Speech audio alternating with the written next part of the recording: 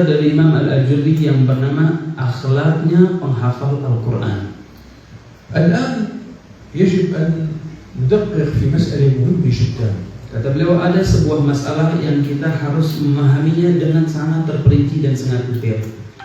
ما شاء الله كان ينتشر حفاظ القرآن في إندونيسيا وفي العالم الإسلامي بكثرة. Kata beliau, betul di Indonesia ini banyak sekali tersebarnya penghafal Al-Quran. Bukan hanya di Indonesia, tapi di seluruh dunia kurang lebihnya memang banyak penghafal Al-Quran. ولكن أكثرهم لا يعظم لا يزداد لا يزيد حفظهم وعلاقتهم بالقرآن عن أن تكون مجرد حفظ الكلمات. Tapi kebanyakan dari mereka tidak lain tidak bukan hanya menghafal kalimat saja, hanya menghafal ayat-ayat atau huruf-huruf dari Al-Quran saja, tidak lebih. ولذلك نجد هذا الحافظ يقرأ القرآن قراءة متقنة عجيبة في إتقانها كأنه الشيخ الحصري أو الشيخ الطبلاوي أو الشيخ عبد الباسط عبد الصمد. Kata beliau, makanya kita bakal temukan banyak dari penghafal Al-Quran, mereka menghafal Al-Quran dengan sangat-sangat bagus dan juga melantunkan dan membaca Al-Quran dengan sangat-sangat indah, seakan-akan dia seperti Syekh Al-Husari atau Syekh Al-Tablawi, ulama-ulama ahli Quran. وهذا الحفظ موجود كما أننا لو أتينا بسي دي كمبيوتر أو أتينا بكاسيت وشغلنا هذا الكاسيت ماذا سنرى ماذا سنسمع أفضل قراءة وأحسن قراءة. Dan sosok penghafal Al-Quran ini yang dia hanya menghafal dan tidak memiliki keilmuan atau kefahaman tentang Al-Quran, dia memang hafalannya ada, bacaannya memang bagus, akan tetapi dia tidak jauh, tidak beda dengan kaset yang kita setel yang isinya murattal Al-Quran, sama-sama bacaan indah dan bagus, tidak lebih. ولكن هل هذا الكاسيت هل هذا السي دي يفهم ماذا يقرأ؟ هل يعرف ماذا يريد الله تعالى في كل آية من الآيات؟ Apakah kaset atau CD yang kita setel murattal Al-Quran itu dia faham apa yang dia baca, atau dia tahu apa yang Allah inginkan, yang Allah tujuankan dalam menurunkan Al-Quran? أخشى أن يكون حالنا مثل هذا الحال. Kata beliau takut keadaan atau gambaran kita semua yang hanya menghafal Al-Quran seperti kaset tersebut. كان شيخنا يحدثنا عن رجل كان لا يعمل بالقرآن وكان لا يعمل بأحكام القرآن، فلما اقترب موته قال لأولاده أرجو أن تأتوا بقارئ متقن عظيم جميل الصوت في القرآن وتضعوه عند قبري ليقرأ القرآن. Kata beliau, dulu guru kami sering kali menceritakan kepada kami sebuah kisah seseorang lelaki yang dia ini menghafal Al-Quran dan dia memiliki sering atau hubungan interaksi banyak dengan Al-Quran dengan membaca, akan tetapi dia tidak mengamalkan apa yang ada di dalam Al-Quran dan dia tidak berusaha memahami makna-makna yang ada di Al-Quran. Ketika dia hampir meninggal, dia memanggil anak-anaknya dan mewasiatkan kepada mereka, ketika aku meninggal, panggil seorang qari Al-Quran agar dia membacakan Al-Quran di hadapan kuburanku. فجاءوا بهذا الرجل ووضعوه عند قبره. Akhirnya anak-anaknya membawa seorang pembaca Al-Quran agar membacakan ayat-ayat Al-Quran di hadapan kuburan orang tuanya ketika ayahnya telah meninggal. بعد يومين رأى أحد الأولاد والده هذا في المنام، قال له أبعد هذا الرجل الذي يقرأ القرآن، أوقفوا قراءة القرآن على قبري. Selang 2 hari, anak-anaknya melihat dalam mimpi mereka ayahnya datang menghampiri mereka dan mengatakan, wahai anak-anakku, jauhkanlah orang yang membaca Al-Quran ini dari kuburanku. Jangan suruh dia baca di kuburanku lagi. قالوا له لماذا يا أبي؟ Anak-anaknya bingung dan mengatakan, kenapa wahai ayahku? Apa penyebabnya? فقال لهم يكون ملكا العذاب عندما يعذبونني ثم يجلسون ليرتاحوا قليلا، فيأتي قارئ القرآن هذا فيقول فويل للمصلين الذين هم عن صلاتهم ساهون، فيقوم مباشرة هؤلاء ويقول أنت كنت تسهو عن صلاتك، ويعودون مرة أخرى ويضربونني. Akhirnya kata ayahnya, penyebabnya adalah ketika aku disiksa oleh dua malaikat kubur, pas mereka setelah berhenti dalam menyiksaku, terdengar suara lantunan Al-Quran yang dibaca oleh pembaca Al-Quran tersebut. Dan ayatnya mungkin bunyinya, maka celaka bagi orang-orang mereka yang sholat akan tetapi mereka tidak hadir dan tidak khusyuk dalam sholatnya. Malaikat ketika mendengar ayat tersebut, mereka langsung berdiri dan lanjut menyiksa kembali. Ketika mereka mendengar lantunan Quran, selalu mereka menyiksaku lagi. Begitu terus demikian. ونحن نخشى أن يكون هذا هو حالنا مع القرآن. Dan ini yang kita takuti, kita takut keadaan kita, hubungan kita dengan Al-Quran seperti hubungan orang tersebut dengan Al-Quran. لأننا لا نتدبر القرآن، لا نفهم القرآن.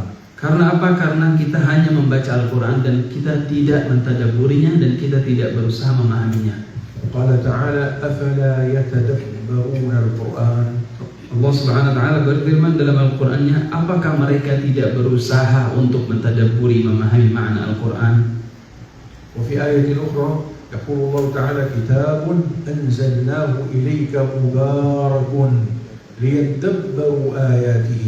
Dan dalam ayat lainnya Allah Subhanahu wa taala berfirman, ini Al-Qur'an adalah sebuah kitab yang suci, yang mulia, yang aku turunkan untukmu agar umatmu wahai Muhammad SAW mentadabburinya dan berusaha memahami apa isi-isinya.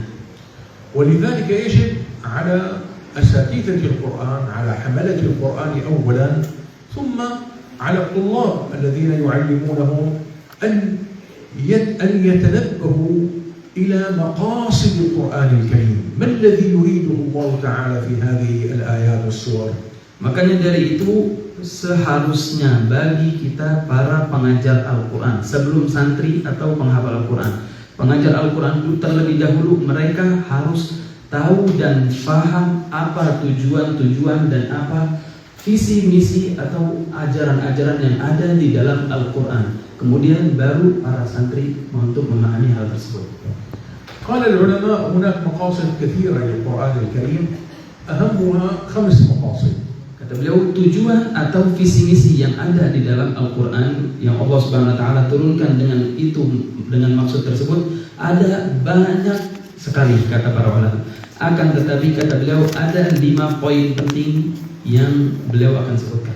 وهذا علم جليل عظيم، أرجو تكرما أن تبحثوا عن كتب مقاصد القرآن وتقرؤوها.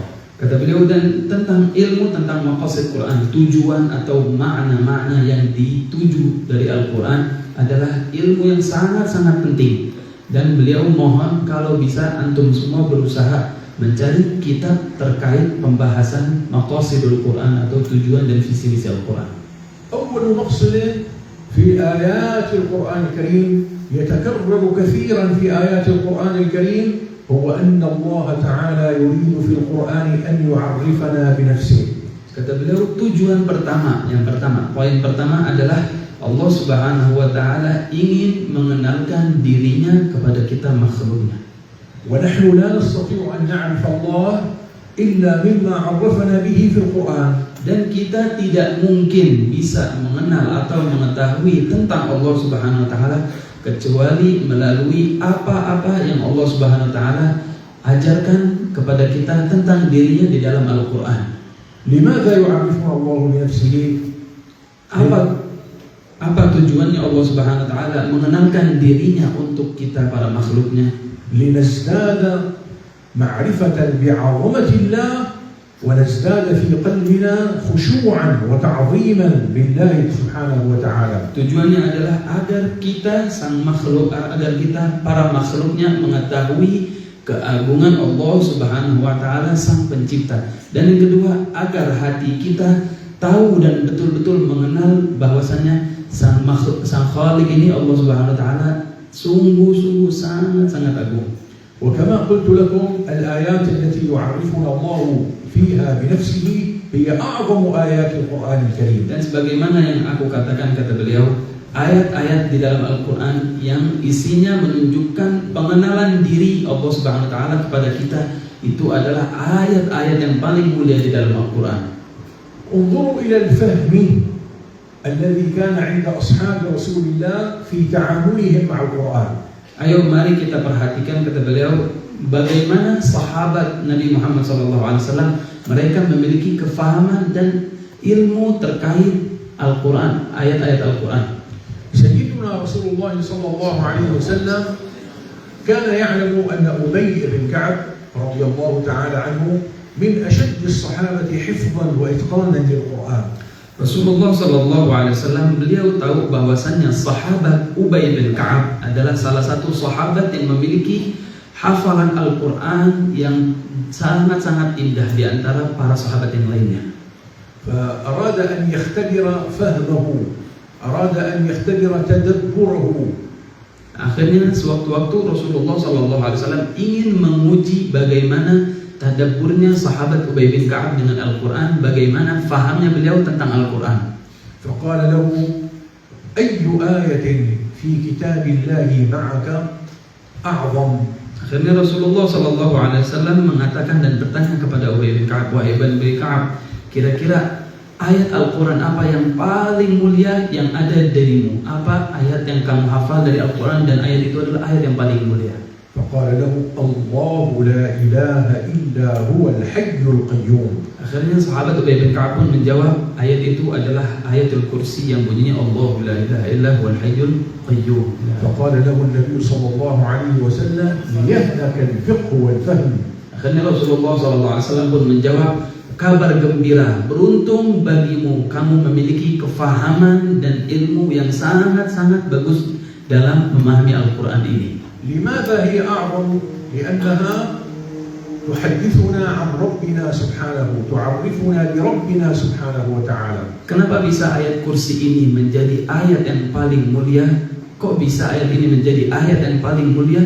Penyebabnya adalah karena di dalam ayat kursi isinya adalah pengenalan diri dari Allah Subhanahu wa taala kepada kita makhluknya. أخبرنا النبي صلى الله عليه وسلم أن قراءة سورة الإخلاص 3 مرات تعدل قراءة القرآن. Dalam hadis Rasulullah SAW menyebutkan, bersabda bahwasannya membaca surat Al-Ikhlas sebanyak 3 kali itu pahalanya sepadan dengan kita mengkhatamkan Al-Quran sekali. لماذا؟ لأن سورة الإخلاص تعريف بربنا. Kenapa kok bisa pahala membaca 3 kali surat Al-Ikhlas seakan kita membaca full Al-Quran? Penyebabnya adalah karena di dalam surat Al-Ikhlas ayat-ayatnya berbunyi tentang pengenalan diri Allah Subhanahu wa taala kepada kita makhluknya. إذن هذا المقصد الأول يذكره الله سبحانه وتعالى في آيات كثيرة، وخاصة عندما يذكر الله تعالى أسماءه. Jadi kata beliau, yang pertama adalah tujuan dari Al-Quran yaitu pengenalan diri Allah Subhanahu wa taala kepada kita makhluknya, dengan Allah Subhanahu wa taala menyebutkan sifat-sifatnya dan Allah Subhanahu wa taala menyebutkan nama-namanya Allah Subhanahu wa taala. فيخبرنا أنه العليم الحكيم. Dan maka Allah Subhanahu wa taala seperti di ayat-ayat yang ada di Al-Quran, beliau Allah menyebutkan bahwasanya dirinya zat yang maha mengetahui segala hal dan zat yang maha hikmah. أو أنه العزيز الغفور. Dan juga Allah Subhanahu wa taala menyebutkan bahwasanya dirinya zat yang maha pengampun dan juga zat yang maha mulia. أو غير ذلك من الأسماء التي يجب إذا سمعناها أن نتأملها لنزداد معرفة بربنا وبعلاقتنا مع ربنا. Ataupun sifat-sifat lain atau nama-nama dari nama Allah Subhanahu wa taala yang lain yang Allah sebutkan dalam Al-Quran, agar apa, ketika kita mendengar ayat-ayat tersebut kita tahu apa keagungan, setinggi apa keagungannya Allah Subhanahu wa taala, setinggi apa pula kemuliaan Allah Subhanahu wa taala dari kita mengenali nama-nama dan sifat yang Allah sebut. فإذا مررنا بآية من هذه الآيات ونحن نعلم الأولاد القرآن الكريم، ربما من المناسب جدا أن نذكرهم وأن نقول لهم تنبهوا، لماذا قال الله تعالى هنا أنه العزيز الغفور؟ لماذا قال الله تعالى هنا أنه العليم الحكيم؟ ولم يذكر اسما آخر من أسمائه.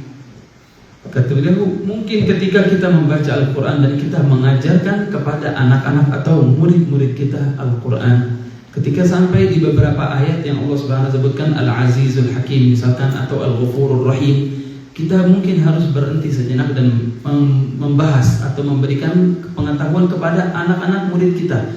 Kenapa Allah Subhanahu wa taala di ayat ini memakai kalimat Al-Azizul Hakim, tidak memakai kalimat yang lainnya?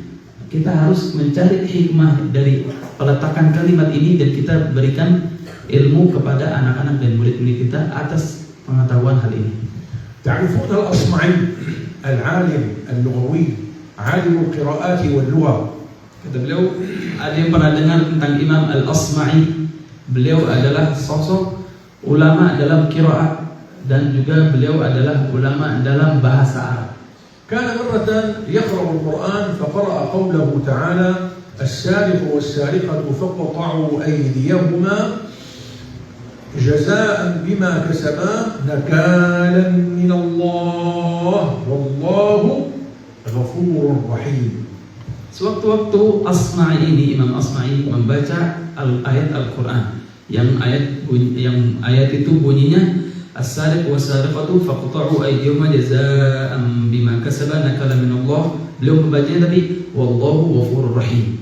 فسمعه أعرابي فقال له ما هكذا أنزل الله. Ketika itu ada seorang Badui Arab yang mendengar bacaan Imam Asma'i tersebut. Dia menghampiri Imam Asma'i dan mengatakan, bukan begitu ayatnya, yang kamu baca ayatnya itu salah. فتنبه الأصمعي إلى ما أخطأ به وقال والله عزيز حكيم. Ketika ditegur, Imam Asma'i pun baru menyadar bahwasanya beliau salah dan beliau mengulangi bacanya dan membenarkan apa yang dibaca dengan wallahu azizun hakim. ثم قال له أيها الأعرابي هل تحفظ كلام الله؟ Akhirnya Imam Asma'i bertanya kepada Badui Arab tersebut, orang pelosok, orang pedesaan. Wahai orang Badui, apakah kamu hafal Al-Quran? Kata dia, aku tidak hafal Al-Quran. Akhirnya dijawab, aku tidak hafal Al-Quran. كيف عرفت أن هذا الكلام فيه خطأ؟ Terus bagaimana kamu tahu bahwasannya aku barusan bacaanku ada yang salah? Bagaimana kamu mengetahui hal ini? قال لأن الله تعالى يقول اقطعوا أيديهما فكيف يقول اقطعوا أيديهما ثم يقول غفور رحيم. Kata Badui tersebut menjawab, aku bisa mengetahui adanya kesalahan dalam bacaanmu karena di ayat tersebut ada lafaz yang artinya potonglah tangan mereka berdua, si pencuri laki-laki maupun perempuan. Tetapi kok di akhir ayat Allah mengatakan Allah zat yang maha pengampun dan maha memberi kasih sayang. لو غفر لعفا وسامح وصفح. Kalau Allah Subhanahu wa taala menyebutkan sifat Ghafurur Rahim, pasti di ayat tersebut Allah Subhanahu wa taala akan mengatakan ampunilah dan aku tidak akan mengambil atau membalas keburukan si pencuri tersebut. ولكنه عزيز حكيم عز فحكم. Akan tetapi Allah Subhanahu wa taala menyebutkan dalam ayat itu Azizun Hakim karena Allah Subhanahu wa taala zat yang mulia, makanya Allah Subhanahu wa taala memberikan hukuman yang tegas kepada pencuri tersebut laki maupun perempuan. ولذلك أعظم ما يكون من تمكين العقيدة في قلوب الأولاد والأطفال أن نربط لهم بين الآيات التي يتعلمونها وبين ما يعرفنا الله تعالى فيه من نفسه. Makanya dari hal yang paling utama dan paling kuat untuk kita sebagai mukmin membentengi akidah kita, yaitu dengan kita mengajarkan anak-anak dan murid-murid kita Al-Quran mengenai hubungan bagaimana Allah Subhanahu wa taala meletakkan beberapa kalimat dan juga bagaimana Allah Subhanahu wa taala memperkenalkan dirinya di dalam Al-Quran kepada makhluk-makhluknya. هذا المقصد الأول. Kata beliau, ini adalah tujuan pertama dari ayat-ayat Al-Quran. المقصد الثاني الذي ينبغي أن لا يغيب عنا ونحن نقرأ القرآن ما ذكره الله من صورة تعظيم رسوله صلى الله عليه وسلم في القرآن الكريم. Hal yang kedua, poin kedua kata beliau adalah kita jangan sampai terlupakan dari beberapa ayat-ayat yang bunyinya yang isinya pemuliaan Allah Subhanahu wa taala kepada nabinya Nabi Muhammad sallallahu alaihi wasallam. كم مرة ذكر الله النبي صلى الله عليه وسلم في القرآن الكريم؟ Kira-kira berapa kali Allah Subhanahu wa taala menyebut Nabi Muhammad sallallahu alaihi wasallam dalam Al-Qur'an? كم مرة تتخيلون؟ Kira-kira bayangkan kira-kira berapa kali Allah Subhanahu wa taala sebutkan dalam Al-Qur'an nama Nabi Muhammad sallallahu alaihi wasallam? تقريبا Kira-kira berapa? هذا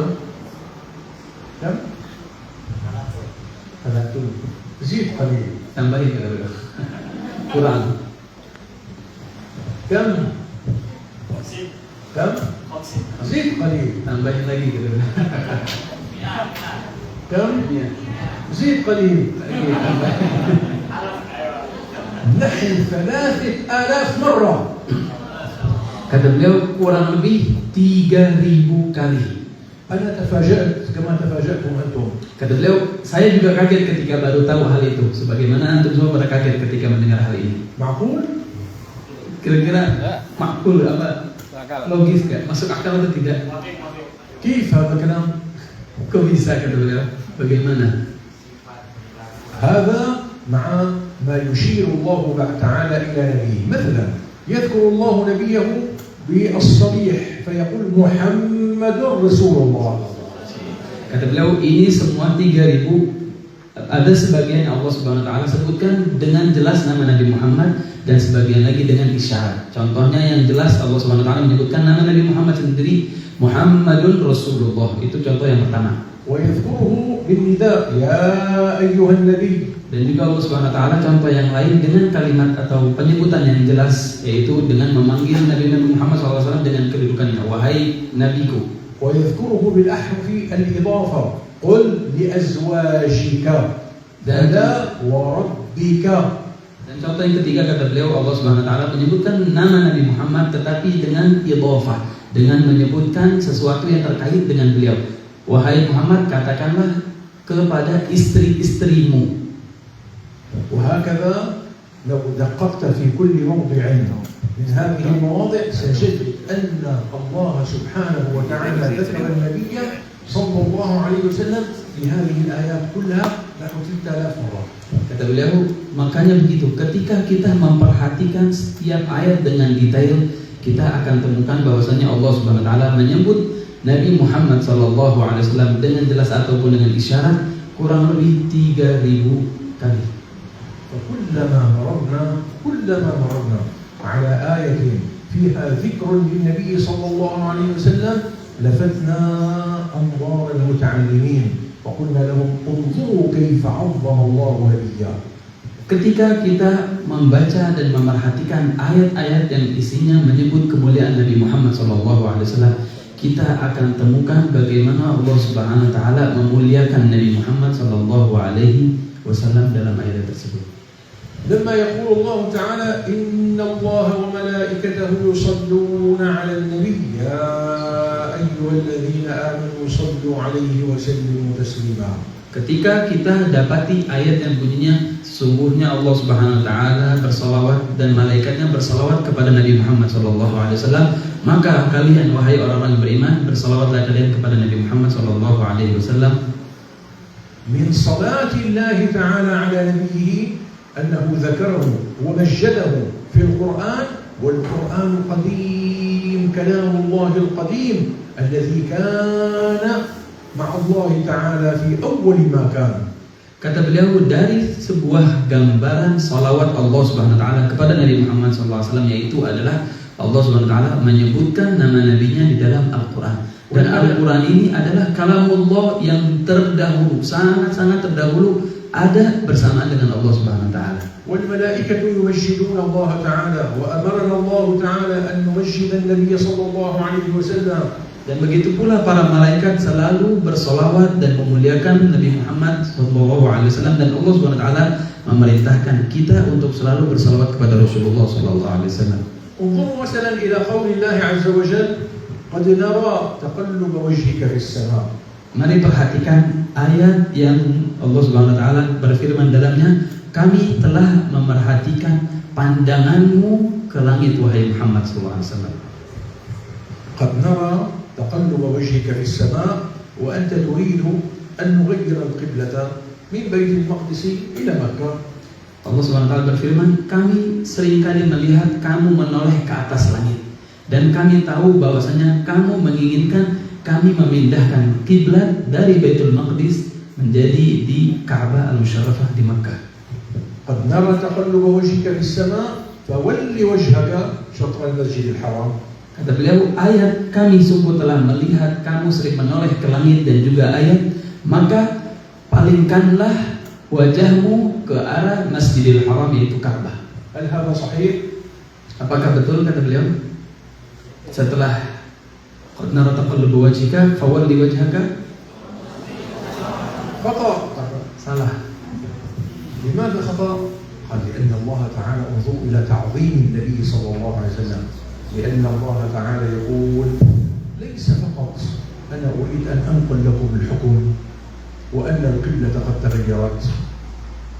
Kata beliau salah karena apa? Karena Allah Subhanahu wa taala bukan hanya saja ingin menjadikan apa yang Rasulullah SAW inginkan menjadi kenyataan, bukan hanya ingin memindahkan kiblat sebagaimana yang diinginkan Nabi Muhammad SAW.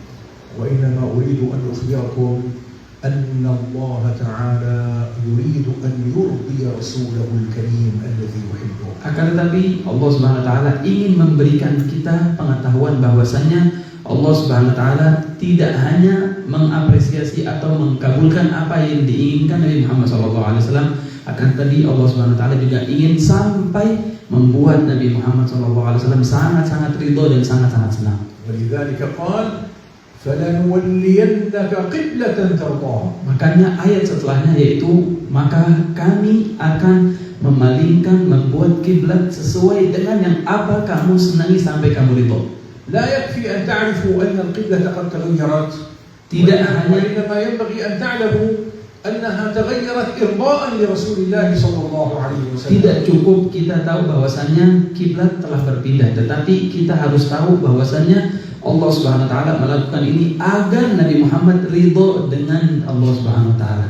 سبحان الله ما أعظم هذا. ولذلك كانت السيدة عائشة رضي الله تعالى عنها إذا جاءت الأحكام بما يوافق هوى رسول الله صلى الله عليه وسلم كانت تقول ما أرى ربك إلا يسارع في هواك.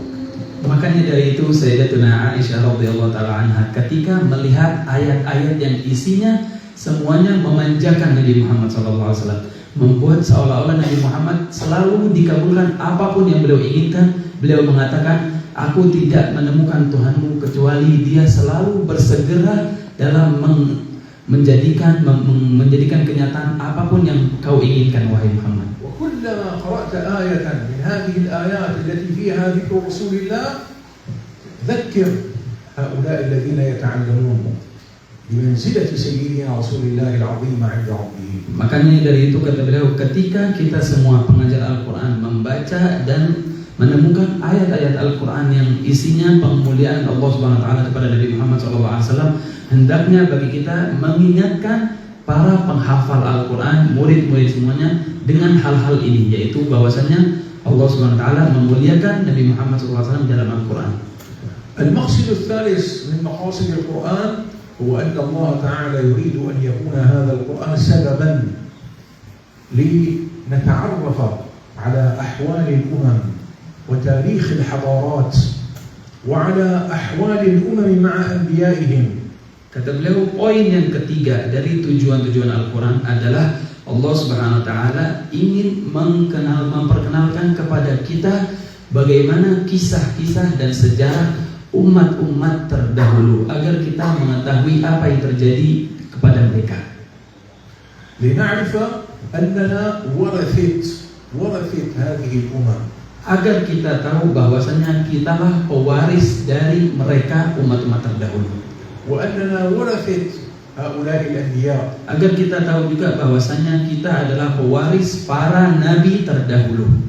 ولنعرف أن الحضارات التي كانت موجودة على عظمتها كالحضارة عند الفراعنة والحضارة عند أولئك الذين جابوا الصخر بالواد وحفروا الصخور من الأنباط والآراميين، كل هؤلاء تقدمت حضارتهم كانت عظيمة جدا، لكن لأنهم لم يكونوا على ما ينبغي من صدق عبوديتهم لله أهلكهم الله. Dan juga agar kita semua tahu bahwasanya mereka umat terdahulu, walaupun mereka telah sangat maju dalam peradaban, mereka membangun bangunan yang sangat-sangat tinggi, yang sangat menjulang ke langit. Contohnya umat Aram ataupun Tsamud atau lain-lainnya. Mereka memiliki bangunan-bangunan yang sangat-sangat indah, yang sangat-sangat besar, dan sangat-sangat tinggi. Akan tetapi mereka tidak sesuai dengan apa yang Allah Subhanahu wa taala inginkan, maka mereka tidak dikekalkan dan mereka akan dihancurkan, dibinasakan oleh Allah Subhanahu wa taala. ألم تر كيف فعل ربك بعاد إرم ذات العماد. Salah satunya Allah Subhanahu wa taala mengatakan, apakah kalian tidak mengetahui apa yang Tuhanmu lakukan kepada mereka kaum 'Ad yang mereka memiliki bangunan Iram yang sangat-sangat tinggi, التي لم يخلق مثلها في البلاد. yang mana tidak pernah ada sebelumnya di dalam dunia ini bangunan seperti bangunan mereka. وفرعون ذي الأوتاد الذين جابوا الصخر بالواد. Dan juga apa yang Allah Subhanahu wa taala lakukan kepada Fir'aun yang dia memiliki bangunan piramida yang sangat tinggi dan luas. عندما يذهب الإنسان ويرى الأهرامات ويرى القصور ويرى كيف كانوا ينحتون البيوت بدقة في الحجر في شمال السعودية وفي الأردن في بترا، هؤلاء هم عاد. Dan ketika setiap orang dari kita melihat apa yang dibuahkan oleh umat terdahulu, bangunan-bangunan yang tinggi, yang bersejarah, tiang-tiang yang besar, contohnya Iram yang ada, dan juga yang ada di utara dari negeri Saudi contohnya, ataupun juga yang ada di kota Jordan atau Jordania. Semua itu bangunan-bangunan yang sangat-sangat spektakuler. إلى الآن مع كل التقدم الموجود الإنسانية كلها، أمريكا، اليابان، الصين، أوروبا، عاجزة عن أن تبني مثل الأهرام. Sampai sekarang dengan adanya kemajuan yang kita miliki, peradaban dan modern yang kita miliki, sampai sekarang walaupun Eropa ataupun Amerika, tidak satupun dari mereka bisa membuat apa yang dibuat oleh umat terdahulu. أو أن تفهم سر بناء الأهرام. Sampai untuk memahami bagaimana mereka bisa membangun saja tidak bisa. ولكن مع ذلك أهلكهم الله لأنهم ما أقاموا ما ينبغي أن يكون من عبوديتهم لله. Dengan hal demikian, tetap saja selagi mereka tidak sesuai dengan yang Allah Subhanahu wa taala ridhoi dan Allah inginkan, mereka dibinasakan oleh Allah Subhanahu wa taala. عندما نمر على هذه الآيات التي تحدثنا عن الأمم ينبغي أن نذكر أنفسنا ونذكر من يسمعنا. لماذا أهلك الله فرعون؟ أي حضارة كان عليها أولئك الذين ذكرهم الله؟ Ketika setiap orang dari kita membaca Al-Quran dan sampai di ayat-ayat yang isinya kisah tentang umat terdahulu, maka hendaknya bagi kita harus memahami dan berhenti sejenak apa penyebabnya Allah Subhanahu wa taala menghancurkan mereka. المقصد الرابع هو أن الله تعالى ذكر في القرآن الكريم بعض الأحكام. Tujuan atau poin yang keempat yaitu Allah Subhanahu wa taala menyebutkan di dalam Al-Qur'an dengan ayat-ayatnya sebagian hukum-hukum ajaran Islam. بعض الأحكام الشرعية التي أمر الله تعالى بها عباده من الحلال والحرام. Hukum-hukum syariat yang Allah Subhanahu wa taala perintahkan makhluknya untuk melaksanakannya dari hal-hal haram ataupun hal-hal yang dihalalkan oleh Allah Subhanahu wa taala. وعندما يتأمل الإنسان فيما ذكر الله تعالى من الأحكام في القرآن يجد شيئا مدهشا. Dan ketika seorang dari kita membaca ayat-ayat terkait hukum-hukum dan kita mendalaminya dan kita berusaha memahaminya, maka kita akan mendapatkan hal yang sangat-sangat membingungkan, hal yang sangat-sangat aneh dan sangat-sangat agung. وهو أن الله في القرآن لم يفصل الأحكام وإنما ذكرها بالخطاب العام وترك تفصيلها للنبي صلى الله عليه وسلم. Hal itu akan membuat kita bingung. Apa hal itu? Hal itu adalah bahwasanya Allah Subhanahu wa taala menyebutkan hukum-hukum di dalam Al-Qur'an dengan umum saja, tidak terperinci. Akan tetapi Allah Subhanahu wa taala memerintahkan lewat hadis Nabi Muhammad SAW terperinci bagaimana hukum-hukum syariat tersebut dilakukan dan dilaksanakan. ولكنه سبحانه وتعالى فصل. لماذا لم يفصل الله سبحانه وتعالى؟ لأن كثير من الأحكام ربما تحتاج إلى تغير أو تفصيل أو إلى بعض الاختلافات التي ستكون في المذاهب مما يناسب بلد ولا يناسب بلد آخر. Kira-kira kenapa Allah Subhanahu wa taala tidak menyebutkan ayat atau tentang hukum-hukum dengan terperinci dengan detail? Karena mungkin saja ada beberapa hukum-hukum baru ataupun beberapa perbedaan khilaf pendapat di antara para ulama untuk memahami ayat-ayat tersebut.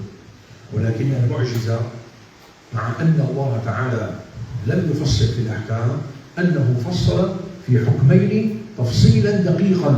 Walaupun hal yang menjadi mukjizat, yang menjadi hal yang sangat-sangat membuat kita lemah dan tidak bisa untuk memahaminya, yaitu Allah Subhanahu wa taala betul tidak mentafsir, tidak memperinci hukum-hukum dalam Al-Qur'an, tetapi Allah Subhanahu wa taala telah memperinci hukum dalam Al-Qur'an di dua tempat. فصل في آية الوضوء. Yang pertama di ayat yang menjelaskan tentang hukum bagaimana berwudu dengan benar. فقال تعالى إذا قمتم إلى الصلاة فاغسلوا وجوهكم وأيديكم إلى المرافق وامسحوا برؤوسكم وأرجلكم إلى الكعبين. لماذا؟ لأن الله تعالى يريد أن يقول لنا هذه الأشياء التي سنفصل فيها هي أشياء لن تتغير مع تطور الزمان والمكان. Allah Subhanahu wa taala, contoh yang pertama yaitu Allah Subhanahu wa taala menyebutkan hukum terkait wudu dengan terperinci di dalam Al-Qur'an. Ketika Allah Subhanahu wa taala mengatakan jika kalian ingin melakukan salat maka hendaknya berwudu. Cucilah muka, basuhlah kedua tangan dan basahi rambut dengan sedikit dan basuh kaki sampai ke dua mata kaki.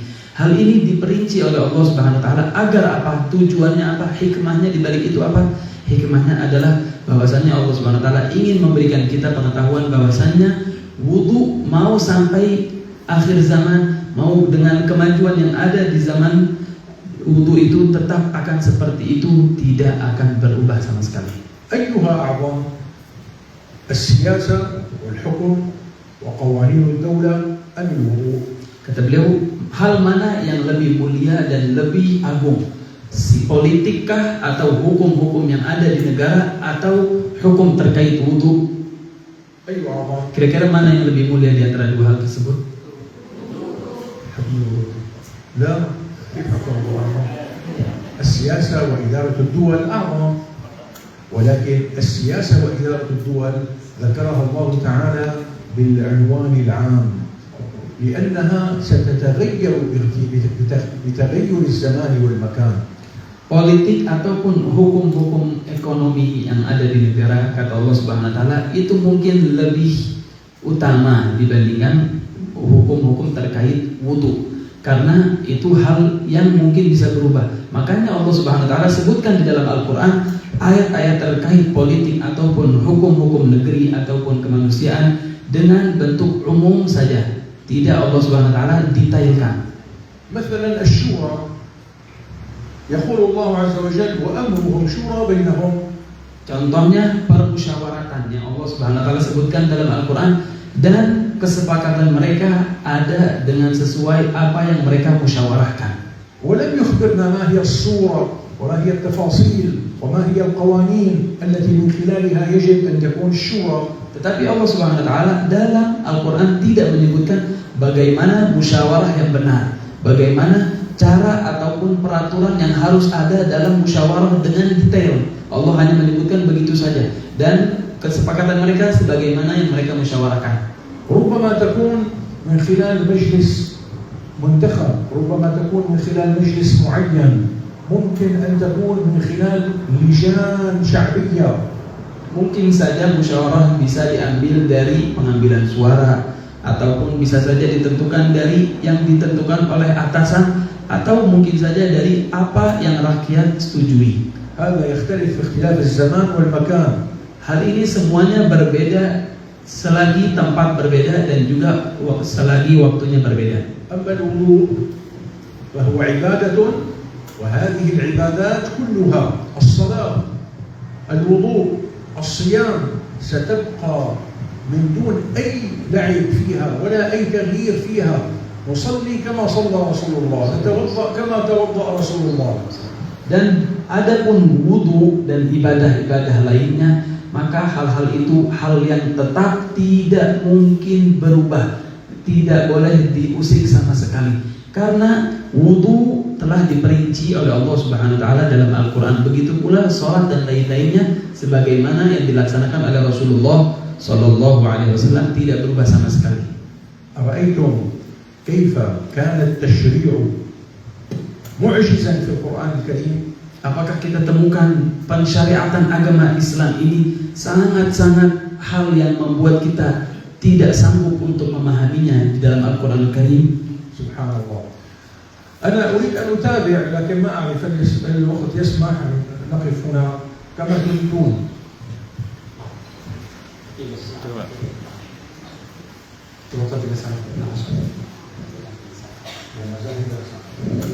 لكن هل ما زالت الهمة موجودة لنتابع؟ Beliau ingin lanjut, tapi nggak tahu masih boleh atau enggak. Kira-kira yang hadir masih mau lanjut atau enggak? نتابع. يلا بسم الله. الآن كم مقصد من المقاصد ذكرنا؟ Berapa tujuan atau berapa poin yang beliau telah sebutkan? 4. لكن نحن قلنا أن الله تعالى عندما ذكر الأحكام لم يفصل. Kata beliau yang poin keempat tadi ketika beliau mengatakan bahwasanya Allah Subhanahu wa taala ketika menyebutkan hukum-hukum dalam Al-Qur'an, tapi Allah tidak menyebutkannya dengan terperinci. ولكنه فصل في أمرين. Kan tapi Allah menyebutkan 2 hukum saja di dalam Al-Qur'an dengan terperinci. ذكرنا الأمر الأول وما ذكرنا الأمر الثاني. Kami telah sebutkan yang pertama yaitu tentang wudu. Kata beliau yang kedua belum beliau sebutkan. الأمر الثاني Kira-kira الله تفصيلا عجيبا في القرآن. Kira-kira hal apa? Hukum terkait apa yang Allah sebutkan dalam Al-Quran dengan sangat detail dan terperinci? Ada yang tahu? أحسن. من قال هذا؟ من قال الميراث؟ Yang jawab siapa tadi? Yang mengatakan tentang warisan. من؟ ما شاء الله. ما اسمك؟ Namanya siapa, Bu?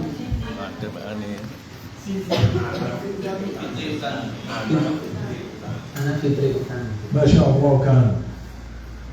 كم آية ذكر الله تعالى في الميراث؟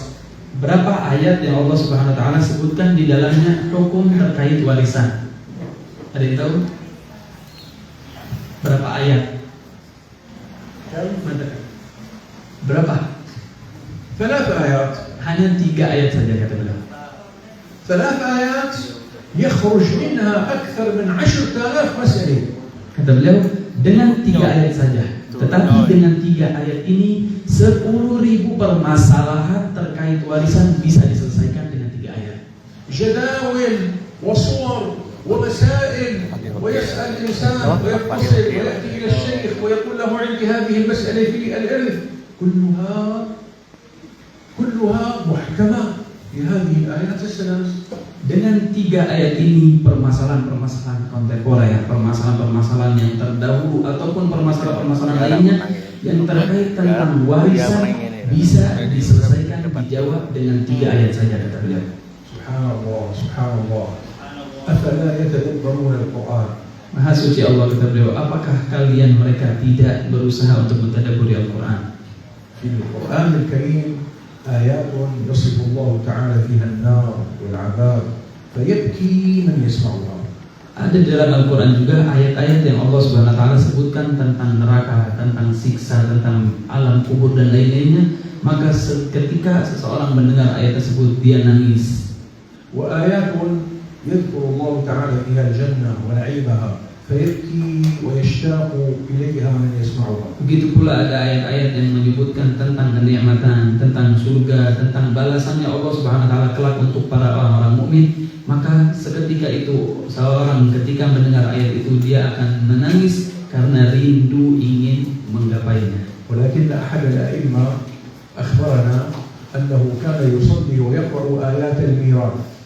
Akan tetapi ada salah satu ulama, beliau menyebutkan bahwasanya salah satu ulama ketika sholat dia membaca ayat terkait warisan. وكان يصلي خلفه أحد المصلين ويبكي يبكي يبكي. Dan ketika beliau menjadi imam, ada salah satu orang yang sholat di belakangnya dan dia menangis ketika mendengar ayat tentang warisan ini. وهو يسمع آيات الميراث ويبكي. عجيب. Padahal dia mendengar tentang ayat warisan, kok bisa sampai menangis? Ada apa? فلما انتهى من الصلاة قال له لماذا تبكي؟ Ketika sholat selesai, si imam ini menghampiri orang tersebut dan mengatakan, apa yang menyebabkan kamu menangis? أول مرة أرى رجل نقرأ آيات الميراث فيبكي. Kata beliau, pertama kali aku menemukan orang yang menangis karena mendengar ayat tentang warisan. فقال تذكرت أن جدي كانت عنده ثروة كبيرة وأن أخوالي حرموا أمي من الميراث. Katanya, aku dulu teringat ketika mendengar ayat ini, waktu itu ketika kakekku meninggal, beliau memiliki harta yang sangat-sangat banyak. Akan tetapi paman-pamanku mengambil semua hartanya dan tidak memberikan ibuku walaupun sedikit. فأنا أبكي على ثروة جدي. Katanya aku nangis karena aku tidak mendapatkan warisan kakekku. الآن المقصد الخامس Poin yang kelima kata beliau dari tujuan-tujuan Al-Quran, وهو كيف يعرفنا الله تعالى على القوانين التي جعلها لتنتظم الحياة. kata beliau, yaitu ayat-ayat yang Allah Subhanahu wa taala sebutkan dengan menjelaskan tentang peraturan atau hukum alam semesta, sunnatullah di alam semesta ini. وهذه القوانين ميزان، إذا اختل هذا الميزان اختلت الحياة في الدنيا كلها. Dan hukum-hukum ini, peraturan-peraturan alam semesta yang Allah Subhanahu wa taala telah tetapkan, itu adalah ukuran yang mana jika tidak sesuai dengan ukurannya, maka akan rusak juga alam semesta ini. مثل قول الله عز وجل: فمن يعمل مثقال ذرة خيرا يره ومن يعمل مثقال ذرة شرا يره. Contohnya ayat yang Allah Subhanahu wa taala berfirman dalamnya, dan barang siapa yang membuat amal kebaikan walaupun sedikit, maka jawabannya dia akan menemukan dan mendapatkan ganjarannya. Begitu pula orang yang membuat sebuah keburukan walaupun kecil, maka dia akan mendapatkan ganjaran dan balasannya. هذا قانون. Ini adalah sebuah hukum yang pasti, peraturan yang jelas katanya. مثل ماذا أيضا؟ Contoh lainnya apa kata beliau? أي آية تشبه هذا من القوانين؟ Kata beliau, kira-kira ayat apa lagi yang mirip dengan ayat barusan? يا سلام، أحسنت أيضا.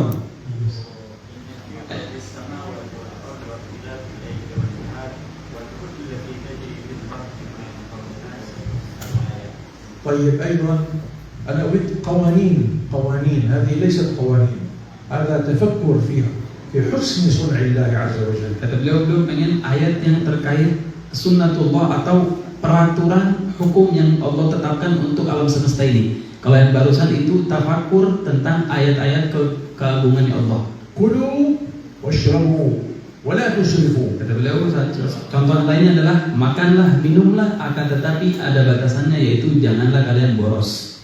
Kulu washrabu tataqawwaw wa yataqawwa jismukum. فإذا أسرفتم أصبح الطعام نفسه هو الداء. Kata beliau, silahkan makan, silahkan minum, silahkan makan yang banyak, akan tetapi jangan berlebihan. Karena jika kalian berlebihan, maka makanan itu akan menjadi penyakit dan juga racun untuk diri kita. هذا قانون. Ini adalah hukum yang tetap dari Allah Subhanahu wa taala. من عمل صالحا من ذكر أو أنثى وهو مؤمن فلنحيينه حياة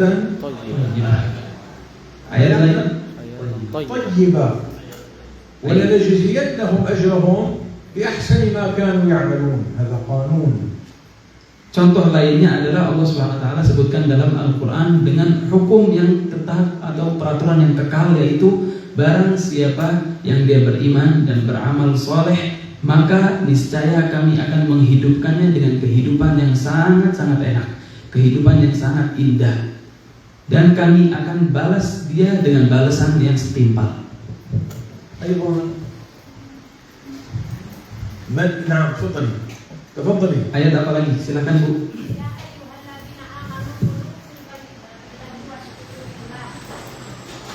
نعم جميل جدا. Bagus kata beliau. من كان يريد العاجلة عجلنا له فيها. Barang siapa, ayat contoh lainnya itu ayat yang bunyinya, barang siapa yang ingin hal yang cepat ataupun terburu-buru dengan mendapatkan pahala, maka kami akan berikan dia secepatnya pahalanya. هذه قوانين تبني الحياة، هذه قوانين من خلالها جعل الله تعالى انتظام الكون. Ini semua ayat-ayat terkait hukum atau peraturan Allah SWT dalam alam semesta ini, itu Allah SWT ciptakan hal ini agar kehidupan di dunia menjadi teratur dan jelas. وهنا يحسن أن نتعلم ونتأمل ما يسمى بالإعجاز العلمي. Makanya dari itu kata beliau bagus atau hendaknya setiap orang dari kita berusaha belajar terkait sebuah sifat i'jaznya Al-Quran terkait keilmuannya. ونتأمل كيف أن الله عز وجل جعل لكل أهل عصر من الإعجاز ما يصدق أن هذا الكلام هو كلام الله. Dan hendaknya bagi kita mengetahui bahwasannya sifat mukjizat dari Al-Quran ini selalu ada dan selalu pas dan cocok dengan setiap zaman yang ada di alam semesta ini. الإمام علي كرم الله تعالى وجهه يقول عن القرآن الكريم يقول لا تنقضي عجائبه. Imam Ali bin Abi Thalib mengatakan dalam sebuah omongannya terkait Al-Quran bahwasanya keajaiban Al-Quran tiada hentinya. ستجد دائما فيه معجزة يقول من يتعلمها صدق الله صدق الله صدق الله. Katanya barang siapa pasti ada setiap orang yang mempelajari tentang Al-Quran dan juga tentang sifat dari mukjizat Al-Quran ini, dan dia pasti akan menemukan halnya nyata dan sesuai dengan kenyataan, dan dia akan mengatakan sungguh benar apa yang Allah tetapkan dalam Al-Quran, sungguh telah jelas dan sesuai dengan kenyataan apa yang Allah SWT tetapkan dalam Al-Quran. العلم الذي يتحدث عن الإعجاز العلمي في القرآن الكريم هذا علم يجب على كل قارئ للقرآن ومعلم للقرآن أن يتعلمه. Ilmu terkait tentang mukjizat Al-Quran yang ilmiah ini kata beliau hendaknya setiap penghafal Al-Quran, pengajar Al-Quran harus memiliki kepahaman tentang ilmu tersebut. مثلا عندما يقول الله سبحانه وتعالى عن البحر يقول يغشاه موج من فوقه موج. Contohnya kata beliau ayat Al-Quran terkait ilmiah alam semesta ini, yaitu ayat yang mengatakan bahwasanya ya yaghshahu maujun, ada ombak dan di atasnya ada ombak lagi, terus di atasnya lagi ada ombak, ombak akan memakan ombak yang lainnya, demikian seterusnya. كيف يكون هذا موج من فوقه موج؟ Kira-kira kalau kita bayangkan bagaimana ada ombak yang di atasnya ada ombak lagi. الإنسان القديم بوسائله القديمة كان يغوص في البحر 20 متر 30 متر لا يستطيع أكثر من ذلك. Orang-orang dahulu, orang-orang zaman terdahulu dengan keadaan yang mereka miliki atau kemajuan yang mereka miliki, mereka hanya sampai memahami bahwasannya laut itu ada ombak, dan mereka hanya melihat laut kurang lebih 30 meter, tidak lebih, tidak sampai ke ujungnya. ولكنه عندما اخترع الغواصات ونزل تحت الأرض تحت الماء 500 متر. Ketika maju adanya kemajuan dalam zaman sampai adanya orang-orang penyelam ataupun kapal selam, mereka menemukan bahwasanya di kedalaman laut 500 meter kedalaman laut وجد الإنسان أن هناك أمواج قوية جدا أقوى من الأمواج الموجودة في الأعلى تحت أعماق البحر تحت 500 متر. Maka kita akan temukan di dalam 500 kedalaman laut yang sangat-sangat dalam, di dalam situ adanya ombak-ombak yang sangat kuat, lebih kuat daripada ombak yang ada di dasar laut. هذا شيء لم يكن يعرفه الإنسان عندما يقرأ القرآن في زمن النبي صلى الله عليه وسلم. Hal ini tidak bisa didapati oleh seseorang ketika hidup di zaman Nabi Muhammad SAW ketika dia membaca Al-Quran. في آية أخرى يقول الله عز وجل كلما نضجت جلودهم بدلناهم. Dalam ayat lain Allah SWT berfirman, ketika kulitnya telah matang, maksudnya telah habis, maka kami akan hidupkan, tumbuhkan kulit yang baru. طبيب ياباني يأتي إلى نظرية ويقول الإحساس بالألم موجود في الطبقة العليا من الجلد فقط. Ada seorang dokter ataupun profesor yang dia menemukan penemuan bahwasannya hal atau sifat perasa dari manusia itu berada di kulitnya yang paling awal ini, yang di luar kulitnya. فإذا جئنا بإبرة واخترقنا الطبقة العليا سيشعر الإنسان بالألم، ثم بعد ذلك إذا دخلت هذه الإبرة إلى داخل الجسم لا يشعر بالألم. Ketika kita membawa sebuah jarum misalkan kata beliau, kita tusukkan kepada kulit kita, pasti kita merasakan rasa sakit. Akan tetapi jika kita teruskan lagi, maka rasa sakit itu tidak ada, karena indera perasa itu hanya ada di kulit bagian luar saja. وعندما تشرح الإنسان وترى صورة الإنسان تجد كيف أن هناك شبكة أعصاب ممتدة في الجلد، شبكة كاملة. Dan begitu pula ketika kita melihat tubuh manusia dengan alat yang bisa menggambarkan urat-urat yang ada di tubuh manusia, kita akan temukan urat-urat yang sangat-sangat banyak, yang sangat-sangat berlibat, yang sangat susah untuk kita pahami. ولذلك يقول الله تعالى ليزيد الله من عذاب الكافرين وليكون هذا العذاب باقيا مستمرا كلما نضجت واحترقت هذه الجلود وماتت وانتهت شبكة الأعصاب التي تشعر بالألم بدلهم الله بجلود أخرى وشبكة أعصاب جديدة ويعود الألم كأنه من أول مرة. Makanya dari itu Allah Subhanahu wa taala menyebutkan ayat yang barusan, ketika kulitnya telah habis maka akan kami tumbuhkan kulit yang baru. Agar apa? Agar Allah Subhanahu wa taala menyiksa orang-orang kafir dengan siksaan yang sangat-sangat pedih. Siksaan tidak akan berhenti. Karena apa? Rasa sakitnya akan selalu ada. Rasa sakitnya berasal dari kulit mereka yang habis terus ditumbuhkan lagi, dengan saraf-sarafnya, dengan kulit-kulitnya yang memiliki indera perasa. يقول الله تعالى وأنزلنا الحديد. Contoh lainnya Allah Subhanahu wa taala berfirman dalam Al-Qur'an, dan kami telah menurunkan besi. عجيب لماذا يقول الله وأنزلنا الحديد مع أننا نجد الحديد في الأرض كما نجد غيره من المعادن. Ini hal yang sangat aneh kata beliau. Kok bisa Allah Subhanahu wa taala mengatakan kami turunkan dari langit besi, padahal kita temukan langit itu ada di bumi, begitu pula tambang-tambang yang lainnya. لماذا يقول الله وأنزلنا الحديد؟ Kenapa Allah Subhanahu wa taala mengatakan dan kami turunkan besi dari langit? Apa hikmahnya kira-kira? الإنسان في زمن النبي عليه الصلاة والسلام ما كان يعرف لماذا يقول وأنزلنا الحديد. Orang terdahulu ketika hidup di zaman Rasulullah SAW, mereka tidak tahu kenapa Allah Subhanahu wa taala, tidak paham kenapa Allah Subhanahu wa taala mengatakan dan kami turunkan besi dari langit. ولكن الإنسان في العصر الحديث اكتشف أن جزيء الحديد لا يمكن أن يتكون من قوة الضغط التي يحتاجها، لا يمكن أن يتكون أبدا في الظروف الموجودة في داخل كرة الأرضية.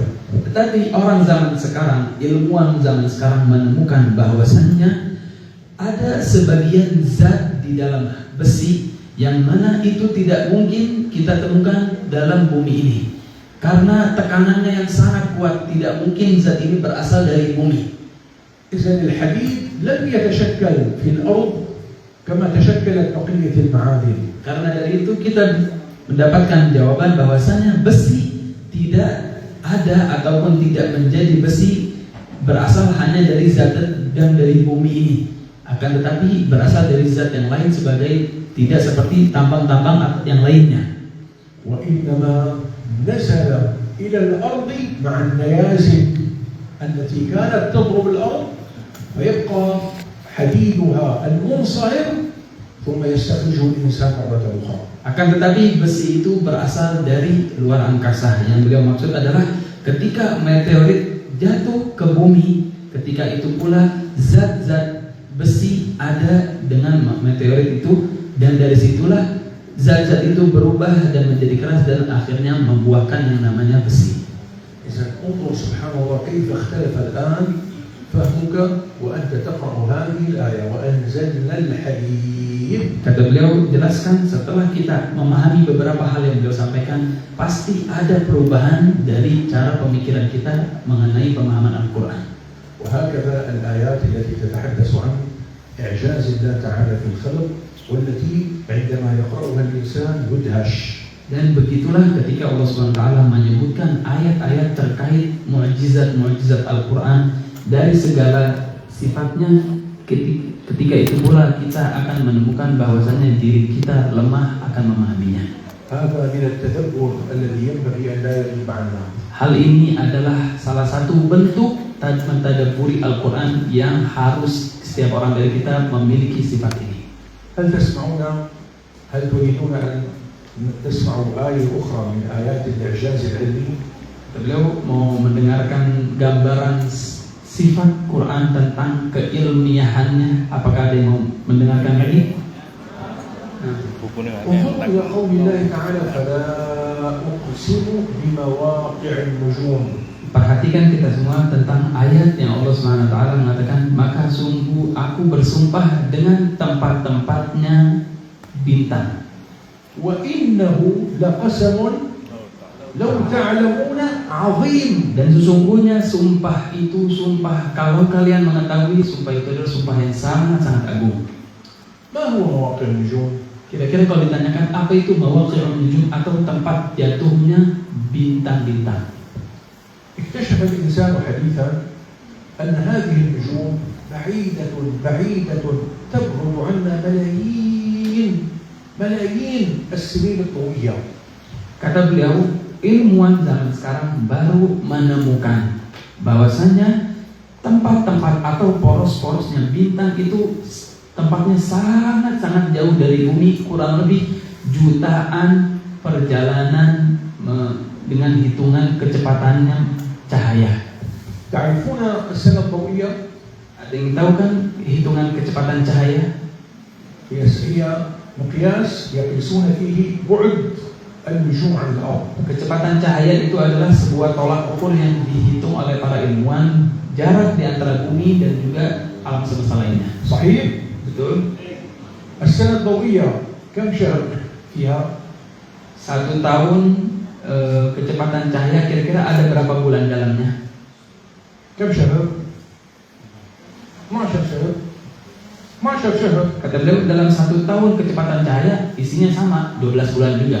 والشهر 30 يوم. Dan 1 bulannya sama seperti kecepatan lainnya, yaitu 30 hari.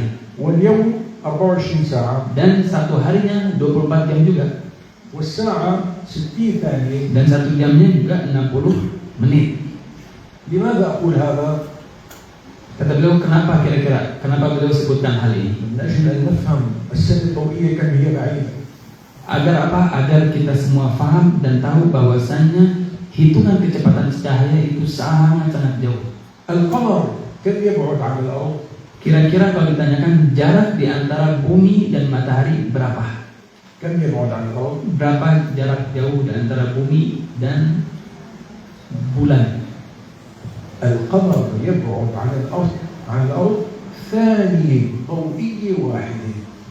Kata beliau, jarak di antara bumi dan bulan hanya 1 menit, tapi 1 menit kecepatan cahaya. ثانية واحدة. 1 menit saja kata beliau. وكيف إذا كان دقيقة؟ Maaf, 1 detik, minta maksud dulu. Hanya 1 detik. Bagaimana jika kalau jaraknya itu adalah 1 menit? ثم يوم. Terus bagaimana kira-kira kalau 1 hari? ثم شهر. Bagaimana kalau sebulan? ثم سنة. Kalau 1 tahun bagaimana jaraknya? ثم ملايين السنين. Kira-kira kalau jutaan tahun jarak dari kecepatan cahaya, kira-kira itu sangat jauhnya bagaimana? إذن مواقع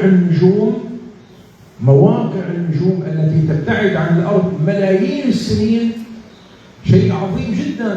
Jadi mawaqi'un nujum, tempatnya bintang-bintang yang jaraknya di antara bumi kurang lebih jutaan tahun kecepatan cahaya, itu pengetahuan tentang ini adalah pengetahuan yang sangat-sangat agung.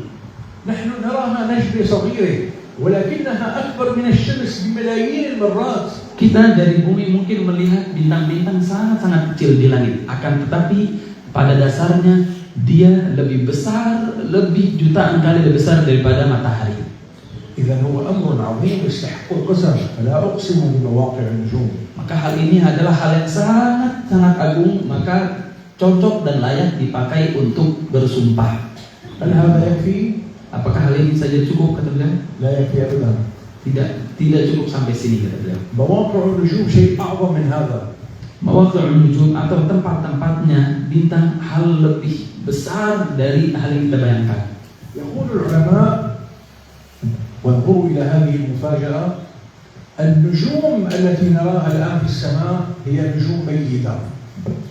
Kata beliau, mari kita perhatikan hal yang membuat kita akan bingung. Kata beliau, para ilmuwan mengatakan bahwasanya bintang-bintang yang kita lihat di langit itu adalah bintang-bintang yang sudah mati. عاشت ملايين السنين ثم انطفأت وذهبت. Yang mana bintang-bintang itu hidup jutaan tahun kemudian dia hilang dan pergi. لم يعد لها وجود. Yang mana tidak ada bentuknya lagi dalam dunia ini. إذا كيف نراها؟ إذا لم يكن لها وجود ما عاد لها وجود. إذا Terus, كيف نراها؟ kalau memang dia sudah tidak ada bentuknya, bagaimana kok kita bisa lihat dari bumi? كيف نراها؟ Yang kita lihat apa, kata beliau kira-kira? Apa? قال بأنها بعيدة جدا جدا جدا، فالضوء الذي خرج منها من ملايين السنين ما يزال يمشي في الطريق إلينا، فالذي ينظر يظن أن النجم ما زال موجود ولكن النجم انتهى والضوء ما زال يسير إلينا. Yang kita lihat adalah sisa-sisa cahaya dari bintang tersebut. Karena jaraknya yang sangat-sangat jauh, jutaan tahun kecepatan cahaya, saking jauhnya jarak di antara kita dan bintang, seakan-akan kita melihat bintang, tapi pada hakikatnya yang kita lihat adalah sisa-sisa dari bintang yang sudah mati. إذا هذه مواقع النجوم التي يقسم الله تعالى بها. في آية هو يقسم بالنجم والنجم إذا هوى. Jadi في آية هو لا يقسم بالنجم هنا وإنما يقسم بمواقع النجوم التي كان النجم فيها. Jadi ada sebuah ayat yang Allah Subhanahu wa taala pakai bulan atau bintang sebagai sumpah. Tapi ada ayat lagi bukan bintang yang dijadikan sumpah, akan tetapi dengan tempat-tempat bintang, yaitu ayat yang barusan beliau sebutkan. Jadi hal ini hal yang sangat-sangat agung. تحدثنا عن 5 مقاصد كبرى للقرآن الكريم. Kata beliau, telah kita bahas barusan 5 poin utama atau 5 poin penting terkait visi, misi dan tujuannya Al-Quran. هل يمكن لأحد أن يعدلها لنا ويعيد إعدادها لنا؟ Kira-kira ada yang bisa nyebutin 5 poin barusan atau tidak? جزاك الله خيرا. باليابانية. Sejepang pun nggak apa-apa, Bu. Pertama, ayat-ayat yang menjelaskan kepada kita untuk mengenal Allah.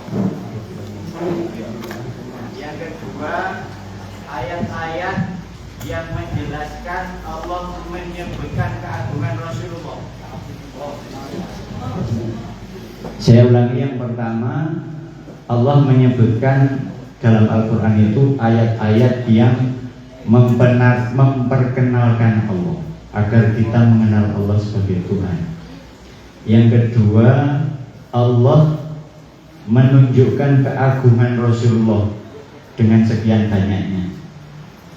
Yang ketiga, Allah menyebutkan sejarah cerita umat-umat terdahulu sebagai ibrah, pelajaran bagi kita. Yang keempat, Allah menyebutkan hukum-hukum, sebagian hukum-hukum secara global, sehingga umat bisa menyesuaikan. أحسنت جزاك الله خيرا. Ya, yang terakhir nomor 5 itu tadi, Allah menjelaskan tatanan-tatanan di alam semesta. الآن نأخذ واحد آخر جديد، السادس، وهو تحدثنا عن قوانين وإعجاز في الأشياء المادية في الكون كالشمس والقمر وغيره. Kata beliau, kita akan mengambil poin satu lagi, poin terakhir, poin yang ke-6. Tadi sudah kita bahas di poin yang ke-5, hal-hal terkait yang berbentuk fisik, hukum-hukum Allah terkait yang memiliki fisik, yaitu alam semesta ini. Sekarang kita akan bahas yang ke-6, kata beliau. ولكن هناك نوع آخر وهو الإعجاز رحمك الله، الإعجاز الذي يجعله الله تعالى في نظام الأخلاق والحضارة التي يبنى عليها وتبنى عليها الحضارة في الإسلام. Hal yang keenam ini kata beliau adalah kita akan membahas tentang i'jazul Quran atau mu'jizatnya Al-Quran terkait tentang bagaimana adanya budi pekerti dan kemanusiaan yang sesungguhnya. Al-Quran mali' bil qawanin wal qawa'id allati min khilaliha tusna'u al-hadarah al-insaniyah. Di dalam Al-Quran banyak sekali Al-Quran terpenuhi dengan ayat-ayat yang menjelaskan terkait hukum-hukum atau peraturan bagaimana seharusnya kita menjadi sosok manusia, sosok muslim yang sebenar-benarnya. Hadarah qa'imah 'ala al-'adl, qa'imah 'ala al-khair, qa'imah 'ala al-'ubudiyyah lillahi 'azza wa jalla. Peradaban yang didirikan atas kebaikan, peradaban yang diisinya adanya penghambaan diri kepada Allah, peradaban yang isinya budi pekerti yang luhur. انظروا إلى قول الله عز وجل قل إنني هداني ربي إلى صراط مستقيم. Ayo mari kita perhatikan ayat yang Allah Subhanahu wa taala berfirman dalamnya, katakan wahai Muhammad, aku diberikan hidayat oleh Tuhanku ke jalanan yang lurus. انتبهوا، ما هو الصراط المستقيم؟ دينا قيما. Kata beliau, ayo perhatikan sama-sama, apa itu as-siratal mustaqim? Apa yang dimaksud jalanan yang lurus? Yang dimaksud adalah setelahnya dinan qiyaman, agama yang kokoh. ما معنى دينا قيما؟ Apa maksud dari kalimat dinan qiyaman, agama yang kokoh, yang tetap? المعنى الأول دينا له قيمة عظيمة جدا لأنه دين التوحيد والعبودية لله عز وجل. Kata beliau ada beberapa tafsiran, salah satunya yaitu maknanya agama yang memiliki harga, agama yang memiliki keagungan, memiliki kedudukan di sisi Allah Subhanahu wa taala. والمعنى الثاني أنه الدين الذي يقيم الأشياء ويعطيها قيمتها. Atau makna yang kedua dari dinan qiyaman ini yang dimaksud adalah agama Islam adalah agama yang bisa memuliakan sesuatu, bisa menghargai sesuatu. هناك أشياء تزخرفها الحضارة، تزينها الحضارة، ولكنها لا قيمة لها. Zaman sekarang banyak sekali hal-hal yang dianggap bagus atau yang dianggap keren karena dibuat tenar oleh peradaban zaman sekarang. Pada hakikatnya hal-hal tersebut bukanlah hal yang layak untuk diagungi. الربا مثلا. Contohnya yang kita tahu yaitu riba.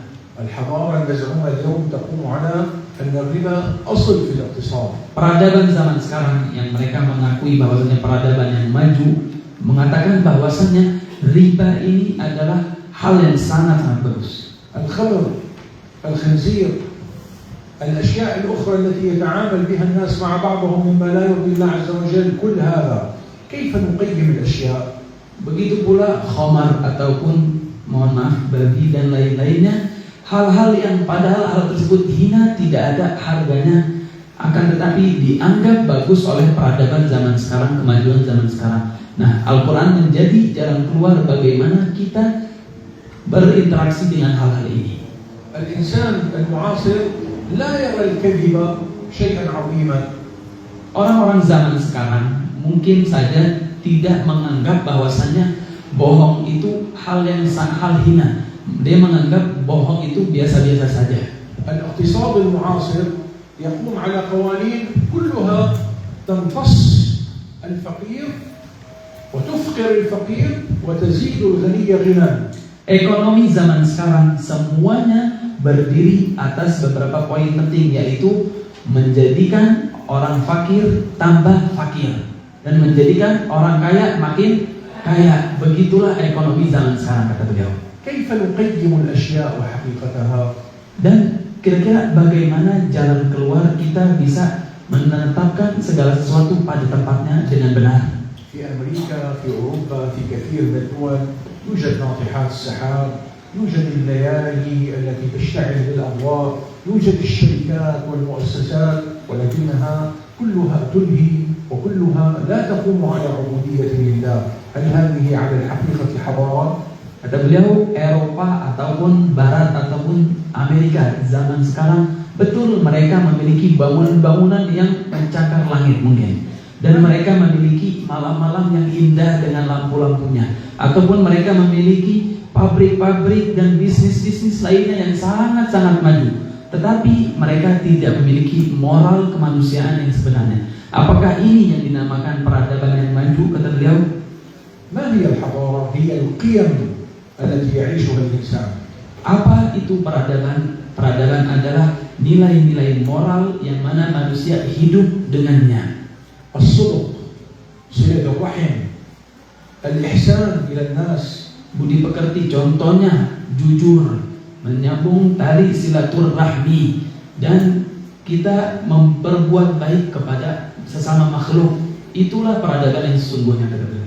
المجتمع الذي غاب عن دين الله عز وجل لا يؤمن بصلة الرحم، يقول شو هي صلة الرحم؟ ما لي أنا ولي ابن عمي وابن خالتي.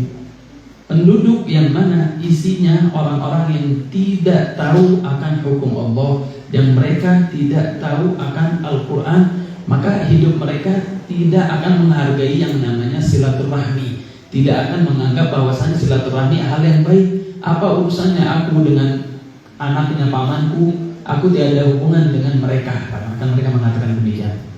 الجار وإكرام الجار هذه ثقافة عظيمة جدا في قيم الإسلام. Dan juga budaya tetangga, sesama tetangga saling menghormati. Ini adalah budaya yang sangat-sangat agung di dalam agama Islam, yang sangat didukung oleh agama Islam. انظروا إلى إعجاز القيم.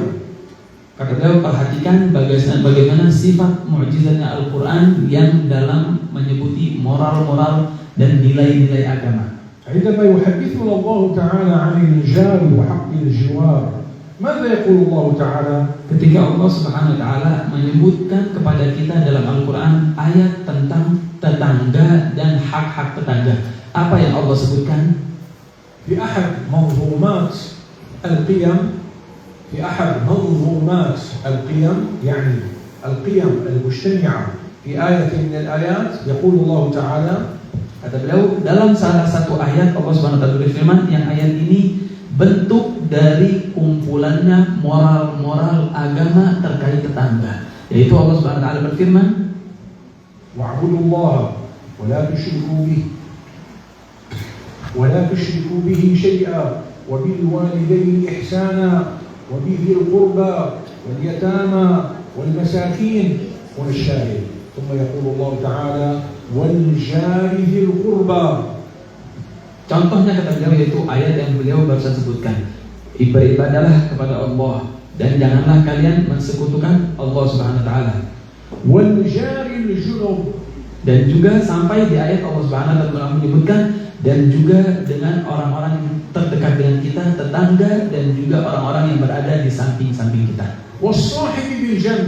Dan juga seseorang pertemanan dengan kedekatannya. هناك الجار الذي بينك وبينه رحم. Kata beliau, ada tetangga, macam-macam tetangga, yaitu salah satunya tetangga yang diantara mereka dengan kita ada hubungan darah. كما هو في أغلب القرى. Sebagaimana yang kebanyakan di setiap kampung-kampung, biasanya tetangganya sama-sama saudara. وإذا انطلقنا إلى المدينة سنجد جارا ليس بيني وبينه رحم. Dan jika seorang dari kita pindah ke kota lain, pasti kita akan mendapatkan kita tiada hubungan darah sama sekali dengan penduduk tersebut. ولكن له حق عظيم عظيم كاد أن يكون كالرحم. Walaupun demikian, akan tetapi mereka sesama tetangga atau tetangga kita, mereka memiliki hak-hak yang harus dipenuhi sampai-sampai seakan-akan mereka adalah saudara-saudara kita sendiri. ما الدليل أن حق الجار كاد أن يكون كالرحم؟ Kata beliau, apa dalilnya, apa dasarnya hak tetangga sama atau hampir sama dengan hak saudara-saudara kita sendiri? ما الدليل؟ Kira-kira ada yang tahu dalilnya apa? قال لأن النبي صلى الله عليه وسلم يقول ما زال جبريل يوصيني بالجار ويوصيني بالجار ويوصيني بالجار ويوصيني بالجار، حتى قلت لن ينتهي هذا المجلس حتى يذكر لي جبريل ما هو النصيب الذي يأخذه الجار من جاره إذا مات. Kata beliau, dalilnya adalah sebuah hadis yang Rasulullah Sallallahu Alaihi Wasallam sebutkan dalamnya bahwasanya malaikat Jibril selalu mendatangiku dan memberikan aku wasiat terkait tetangga. Selalu dia mengatakan, tetangga, jagalah tetanggamu, bersikap baiklah dengan tetanggamu. Sampai-sampai kata Rasulullah SAW, aku yakin nanti malaikat Jibril akan menghampiriku dan mengatakan bahwasannya tetanggamu memiliki bagian dari hartamu ketika kamu meninggal nanti. هل انتهى الجوار؟ لدينا الجار ذي القربى ولدينا الجار الجنوب. وهل انتهى الجوار؟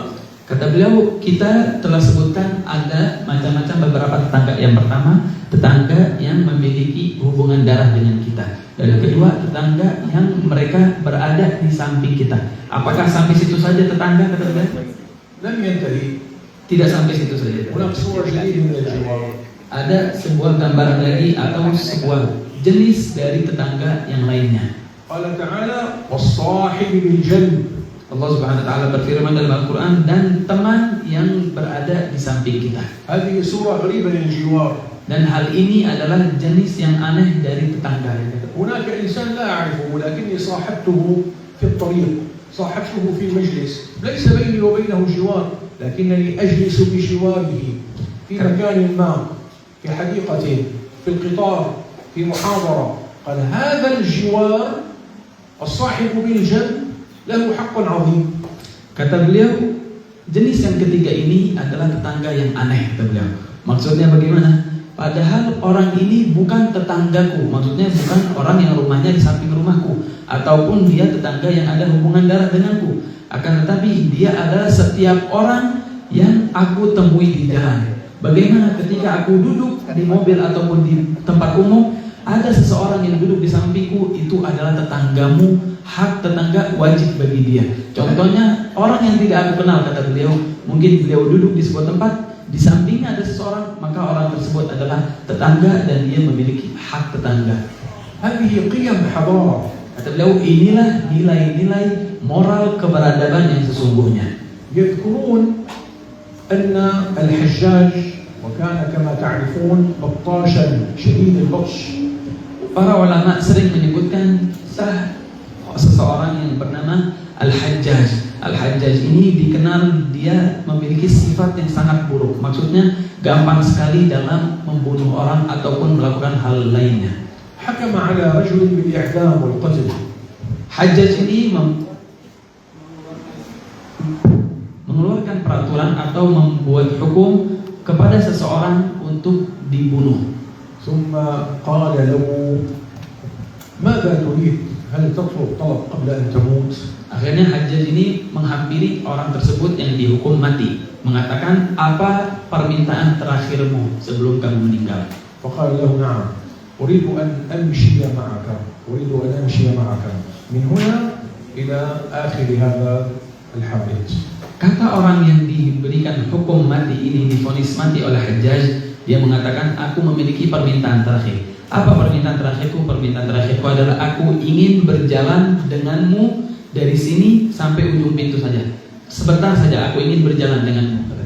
الناس يطلبون قبل الموت أن يأكلوا شيء من الحلوى أو شيء من الفواكه أو أن يأخذوا شيئا من الرقائق. Kebanyakan orang, kata beliau, ketika divonis mati, mungkin permintaan terakhirnya ingin makan makanan yang mahal, atau ingin melakukan hal yang belum pernah dia lakukan, atau mungkin sebagian orang ketika divonis mati, dia ingin permintaan terakhirnya ingin menghisap walau sebatang rokok, kata beliau. فقال له عجيب ما هذا الطلب؟ Kata beliau, si Hajjaj ini mengatakan, aku heran kenapa kamu minta ingin berjalan denganku, padahal ada permintaan lain yang lebih bagus. Dia meminta hanya ingin berjalan di samping si Hajjaj ini yang vonis dia mati. وسار معه في هذا الطريق. Akhirnya dikabulkan oleh Hajjaj ini, dan orang tersebut yang divonis mati berjalan dengan Hajjaj bersampingan di sebuah jalan. ثم قال له ماذا استفدت الآن؟ Kemudian Hajjaj mengatakan, setelah selesai kamu jalan, apa yang kamu dapatkan? kamu minta ini, apa yang kamu dapatkan dari permintaanmu ini? فقال له إن الله تعالى يقول والصاحب بالجنب. Akhirnya orang tersebut hakikatnya dia pintar. Dia mengatakan Allah Subhanahu wa taala berfirman dalam Al-Qur'an, dan orang yang berada di sampingmu, hanya berjalan di sampingmu, dia memiliki hak-hak tetangga. وإن النبي صلى الله عليه وسلم يقول إن الله لا يسأل العبد يوم القيامة حتى يسأله عن صحبة ساعة. Dan Nabi Muhammad SAW juga bersabda dalam hadisnya, sesungguhnya kelak di hari kiamat Allah Subhanahu wa taala akan mempertanyakan setiap hamba pertanyaan yang detail, sampai-sampai Allah Subhanahu wa taala akan mempertanyakan bagaimana hubunganmu dengan teman dudukmu walaupun hanya sejam. هكذا تبنى الحضارة. Beginilah moral-moral peradaban yang sesungguhnya, kata beliau. إذا الصاحب بالجنب هذا الصاحب بالجنب اختراع حضاري اخترعه الله سبحانه وتعالى ليجعله قاعدة في الحضارة الإسلامية. Kata beliau, jadi as-sahib bil jam, moral adanya hak-hak tetangga walaupun duduk sebentar saja, itu adalah sebuah moral yang hanya ada di agama Islam, yang ini adalah peradaban yang sesungguhnya. انظروا إلى صورة مشرقة من صور الحضارة التي بنيت في هذه الآية. Kata beliau, kita perhatikan dari gambaran bentuk moral yang disebutkan di ayat ini, yang mana itu adalah moral yang sangat indah, kata beliau. رجل عظيم من رجال هذه الأمة اسمه سعيد بن العاص. Contohnya adalah salah satu orang bersejarah di agama Islam, yaitu bernama Sa'id ibn al-As. ما اسمه؟ Siapa namanya? سعيد بن العاص كان كريما نبيلا عظيما. Sa'id ibn al-As ini orang dermawan, orang yang pintar, orang yang sangat diagungkan di zamannya. وكان له جار وهذا الجار افتقر وأراد أن يبيع بيته. Dan dia, Sa'id ibn al-As ini memiliki tetangga, tapi tetangganya ini orangnya fakir, tidak memiliki uang, sehingga dia ingin menjual rumahnya. فلما فاوض الناس واتفق معهم على بيع البيت ب40,000 درهم. Ketika tetangganya ini telah negosiasi dan sepakat dengan seorang yang ingin membeli rumahnya dengan seharga 400.000 dirham, قال لهم هذا ثمن البيت. akhirnya Sa'id bin al-As sepakat dengan orang. لا ليس سعيد بن العاص الجار. Akhirnya tetangganya sepakat dengannya dengan mengatakan harga rumah ini sekian tadi, 40.000 dirham. فبكم تشتروا مني جوار سعيد بن العاص. Akhirnya orang tetangganya ini mengatakan, kamu membeli rumah ini dengan harga sekian, betul. Tetapi ketetanggaan aku dengan temanku ini, kamu bisa bayar berapa? Keberadaan dia di sampingku, kamu bisa bayar berapa? قالوا نحن نريد أن نشتري البيت لا نريد أن نشتري جوار سعيد بن العاص. ماذا ينفعنا جوار سعيد بن العاص؟ Kata pembeli, aku hanya ingin membeli rumah, aku tidak yang aku beli hanya rumah, aku tidak membeli sampingnya atau keberadaanku di samping Sa'id ibn al-As ini. فقال لهم جوار سعيد بن العاص إن رآني رحب فيه وإن غبت عنه سأل عني. Kata beliau, harga dari menjadi tetangga kepada orang yang bernama Sa'id ibn al-As ini sangat mahal. Karena apa? Karena ketika aku menjadi tetangga dia, ketika dia melihatku, dia akan selalu mengajakku ke rumahnya. Ketika dia menemukanku lapar, dia akan memberiku makanan. وإن سألته وطلبت منه شيئا لم يبخل وأعطاني. Dan jikalau aku meminta hal apapun kepadanya, dia tidak akan pelit, pasti dia akan memberikan apa yang aku inginkan. وإن لم أسأله بادر هو وتفقدني قال هل يلزمك شيء؟ هل تحتاج شيئا؟ Sampai-sampai jika aku tidak mengatakan bahwasanya aku ingin sesuatu, dia yang mulai duluan, dia yang menghampiriku dan mengatakan butuh sesuatu atau tidak. فقال له نحن لا نريد الجوار نحن نريد البيت تبيعنا البيت نشتري. Akhirnya si pembeli ini mengatakan, aku tidak peduli dengan tetanggaan dengan Sa'id ibn al-As ini, yang aku inginkan adalah aku ingin membeli rumah. وذهبوا. Akhirnya dia pergi dan sepakat. فعلم بذلك سعيد بن العاص جاره أنه يريد أن يبيع البيت وأنه جرى معه هذا. Akhirnya kabar jual rumah ini sampai kepada tetangganya yaitu Sa'id ibn al-As, bahwasanya tetangganya yang fakir menjual rumahnya. فجاء إليه وقال له أيها الجار بلغني أنك تريد بيع البيت، هذا ثمن بيتك، هذا ثمن البيت، خذه يقضي حاجتك واعلم أنه سينفعك جوار سعيد بن العاص. Akhirnya Sa'id ibn al-As ini ketika tahu dengan kabar itu, dia menghampiri tetangganya dan mengatakan kepada tetangganya, wahai tetanggaku, aku dengar bahwasanya kamu ingin menjual rumahmu. Jangan jual, ini harga, ini nilai dari rumahmu, ambil untukmu, pakailah, manfaatkanlah duit ini, dan kamu perlu kamu ketahui bahwasanya kamu bertetangga denganku itu adalah hal yang sangat mulia bagimu. والقصص في هذه العجائب غريبة جدا.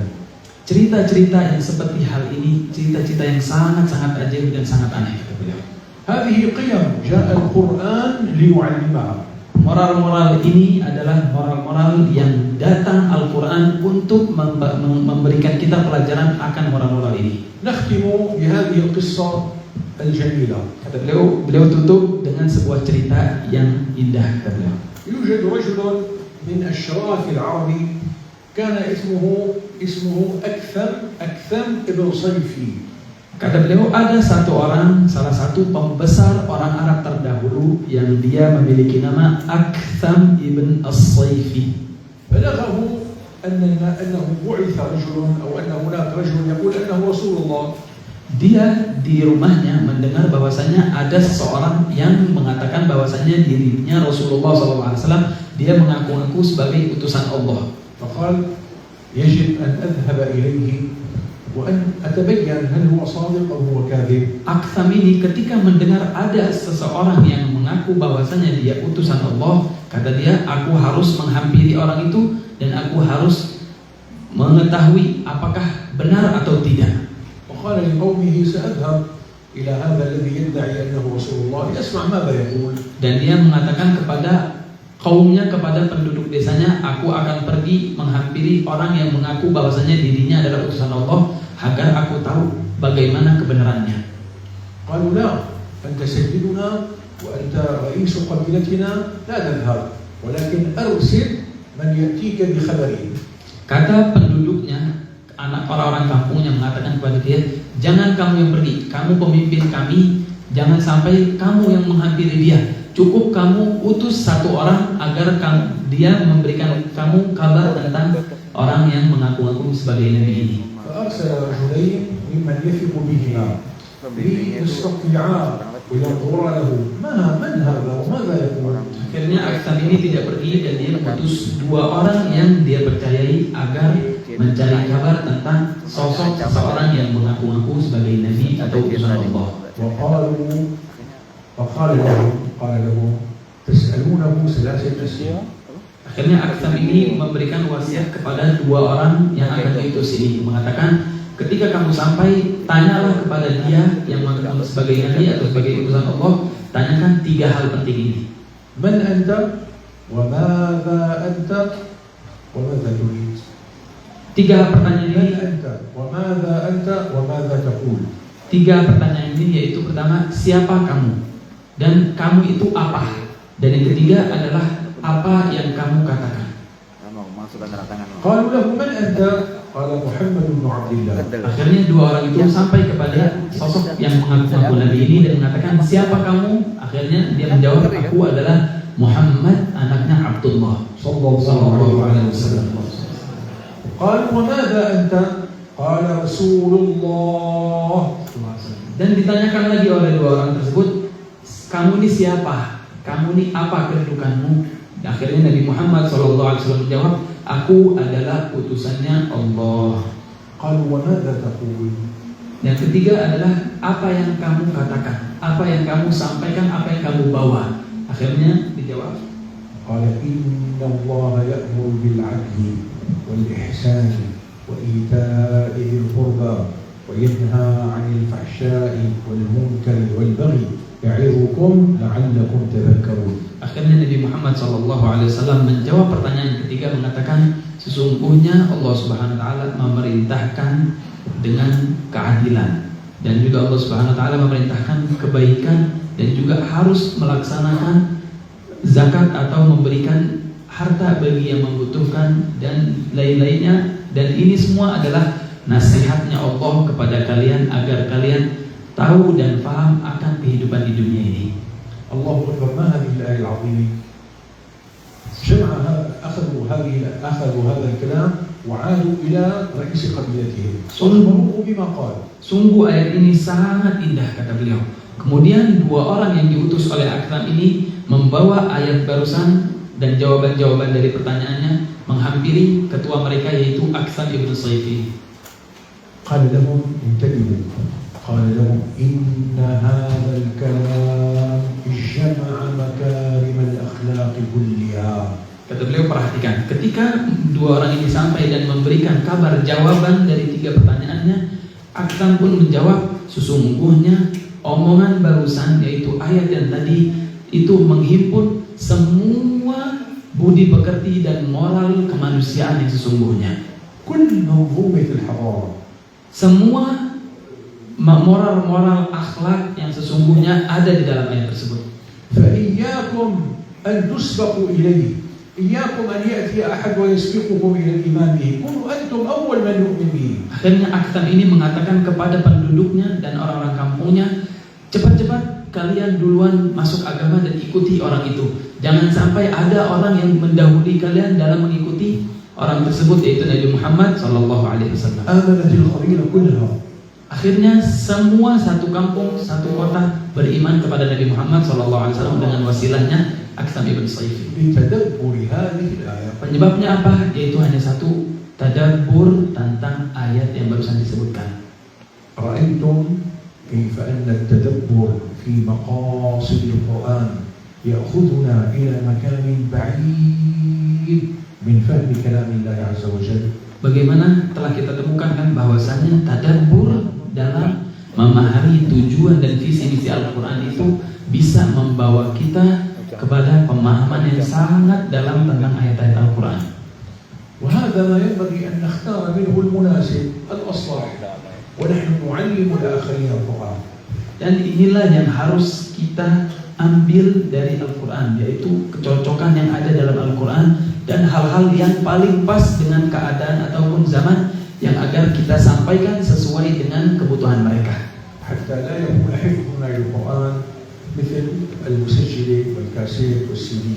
Agar kita tidak sama seperti kaset, hanya hafal Al-Quran saja, karena kaset juga bisa melantunkan Al-Quran. وحتى لا نكون مثل يوتيوب. Agar kita juga tidak sama seperti YouTube, cuma melantunkan Al-Quran saja. يقرأ القرآن بأجمل صوت YouTube bisa melantunkan Al-Quran dengan suara yang paling indah, ولكنه لا يفهم شيئا. akan tapi YouTube tidak paham apa makna dan maksud dari Al-Quran. ولكن نريد أن نكون من يقرأ ويفهم.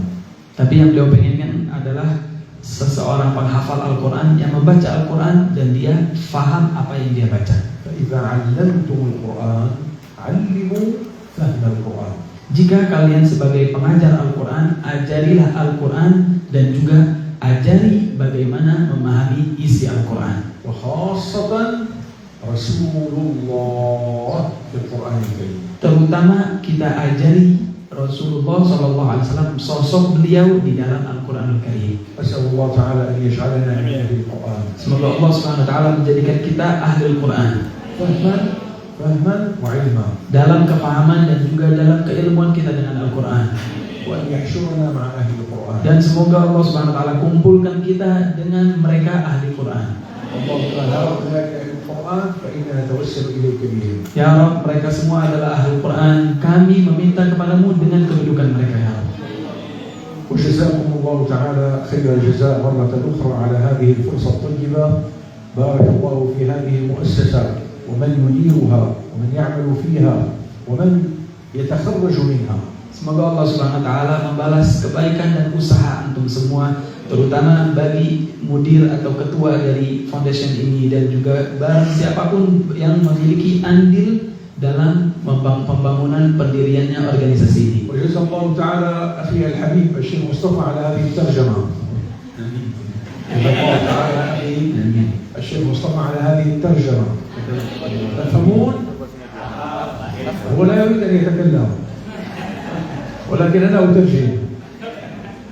وأيضا جزا الله تعالى الشيخ المداوي على أنه قدم بنا إلى هذا المكان. بارك الله بكم وصلى الله على سيدنا ونبينا محمد وآله والسلام عليكم ورحمة الله. Dan juga semoga Allah Subhanahu wa taala membalas kebaikan guru kita Kiai Mudawi karena beliau adalah wasilahnya Syekh bisa sampai ke sini.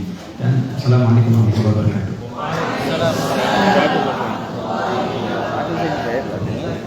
Alhamdulillah, jazakumullah khairan katsiran ala al-muhadarati tsaminah nafi'ah alaina. Alhamdulillah para ustaz saudara semuanya, fahimtum jami'an? Jantung. Alhamdulillah, semoga apa yang disampaikan oleh beliau tadi sangat bermanfaat sekali untuk kita semuanya. Sedikit meringkas apa yang beliau sampaikan, bahwasanya ketika kita belajar Al-Quran atau mengajarkan Al-Quran, tidaklah cukup hanya sekedar membaca saja, menghafalkan saja, tapi tidak kalah penting untuk mentadaburi isi dari kandungan Al-Quran. Ada 6 maqasid dari Al-Quran yang tadi sudah sangat panjang lebar beliau sampaikan. Yang pertama, Al-Quran diturunkan adalah tujuannya yang pertama adalah mengenalkan Allah Ta'ala. Allah ingin mengenalkan dirinya. Yang kedua, Allah menjelaskan tentang ayat-ayat memuliakan Nabi Muhammad SAW. Yang ketiga, Allah Ta'ala menjelaskan ayat-ayat yang menceritakan kisah-kisah umat-umat terdahulu sebagai bentuk ikhtibar untuk kita semuanya.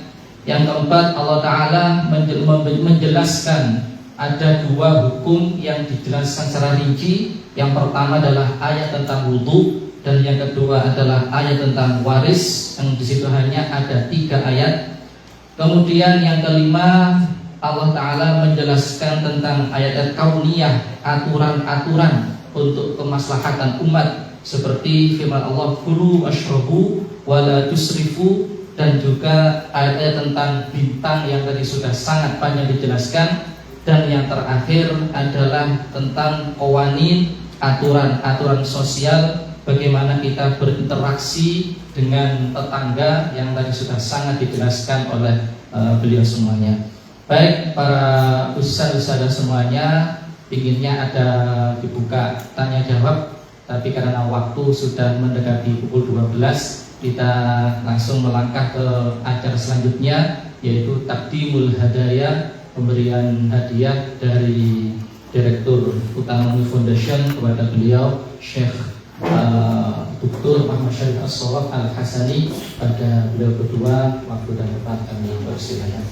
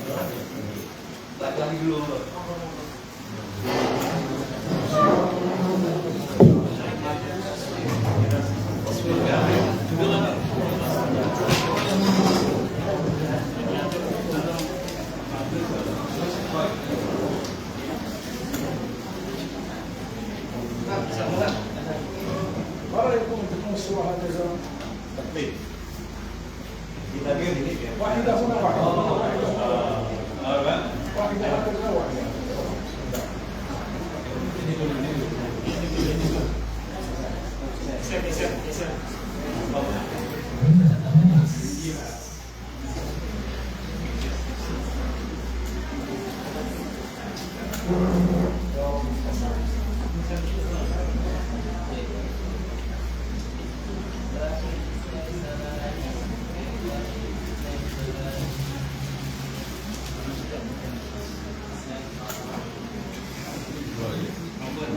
يصوركم في الأرحام.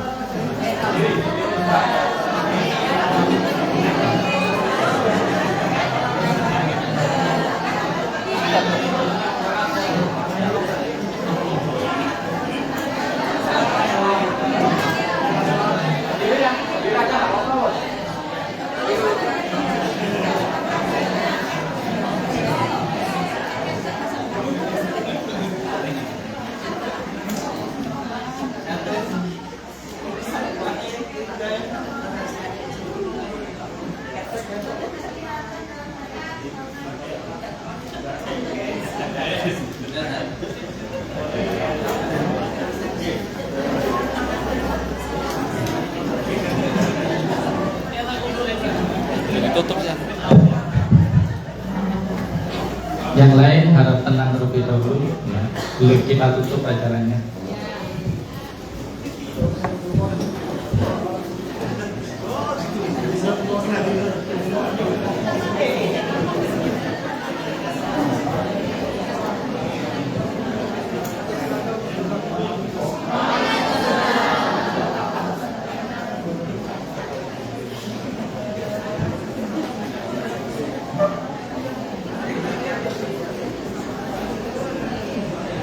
Tutup kok. Tapi tutup di sini gak sah.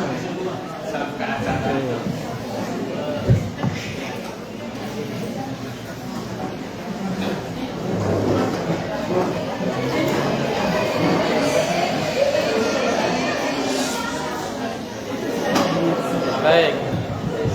Terus kita tutup dulu acara kita. Baik, alhamdulillah, terima kasih atas rawuhnya para ustadz semuanya, dari Umi Kediri, dari Umi Tulungagung, dari Umi Batu, dan juga seluruh para trainer, para koordinator. Kita tutup acara yang penuh barokah ini dengan hamdalah dan doa kafaratul majelis. Alhamdulillahirabbil alamin, subhanakallahumma bihamdika, asyhadu an la ilaha illa anta, astaghfiruka wa atubu ilaik. Assalamualaikum warahmatullahi wabarakatuh. Allahumma shalli ala Muhammad